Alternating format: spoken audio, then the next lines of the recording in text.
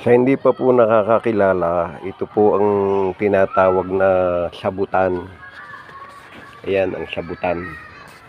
Meron pa pong isang klase ng sabutan, kulay green. Ayan, kabilang sa mga sa pandan, yan sabutan. Yan, meron namang sabutan na ginagawang banig. Ayan, nakita nyo. Ayan, ito lang ang uri ng sabutan na naririto, kaya ito lang ang pinapakita ko sa inyo. Pero may iba pang uri ng sabutan na iba pa dito, kulay green. At